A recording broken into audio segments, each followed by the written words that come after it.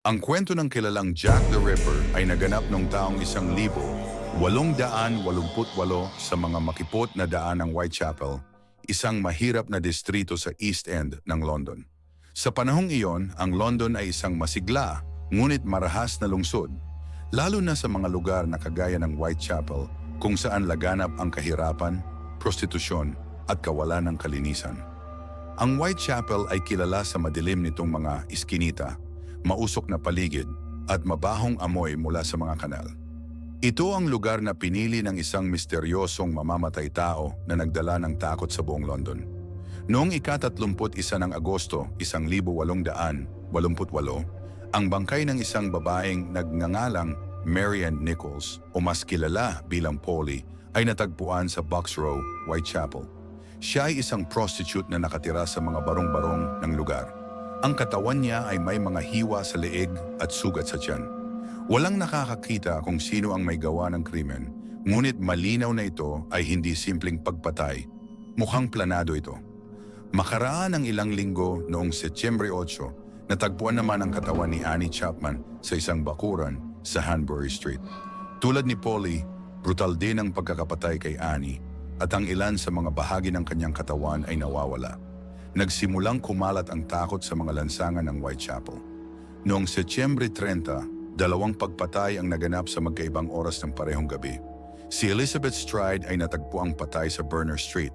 Ang kanyang leeg ay hiniwa, ngunit tila napatigil ang pagpatay, marahil ay nagambala ang mamamatay tao. Sa parehong gabi, natagpuan ang katawan ni Catherine Eddowes sa Miller Square, at mas malala ang pinsala sa kanya.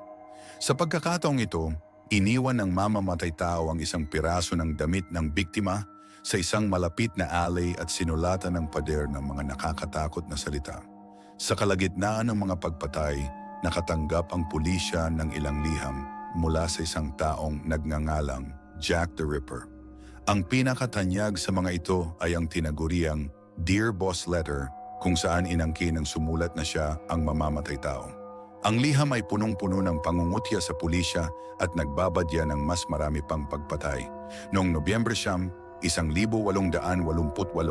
natagpuan ang pinakabrutal na krimen sa lahat ng pagpatay ni Jack the Ripper.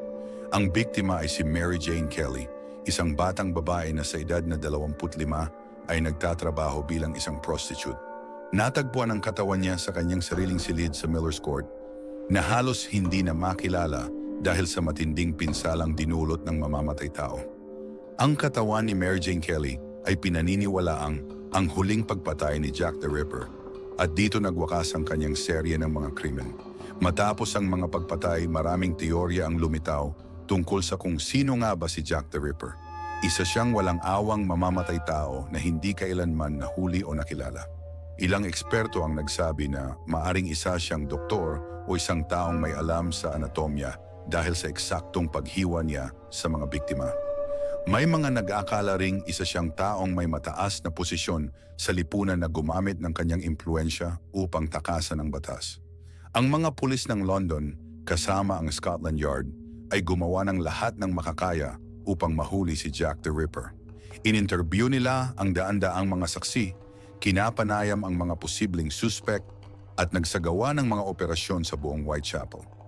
Ngunit sa kabila ng lahat ng kanilang pagsisikap, walang sapat na ebidensya ang magtuturo kung sino talaga ang salarin. Si Jack the Ripper ay nanatiling misteryo sa loob ng mahigit isang siglo. Ang kanyang krimen ay naging simbolo ng kalupitan at kawalang katarungan ng isang mahirap na lipunan noong ika-19 na siglo London. Ang kanyang pangalan ay naging alamat at ang mga detalye ng kanyang pagpatay ay nagsilbing inspirasyon para sa mga nobela, pelikula at iba pang anyo ng panitikan. Maging sa kasalukuyan, patuloy pa rin ang mga pag-aaral at teorya tungkol sa kung sino talaga si Jack the Ripper, ngunit wala pa rin katiyakan. Hanggang ngayon, ang mga katanungan tungkol kay Jack the Ripper ay hindi pa nasasagot. Ang kanyang mga krimen ay nananatiling misteryo.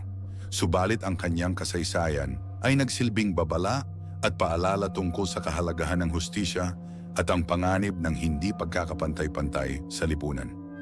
Sa pagtatapos, ang kwento ni Jack the Ripper ay hindi lamang tungkol sa isang malupit na mamamatay tao, kundi isa ring salamin ng panahon ng London noong ika-19 na siglo At patuloy itong nagbibigay ng aral sa bawat nagbabasa tungkol sa mga madilim na bahagi ng kasaysayan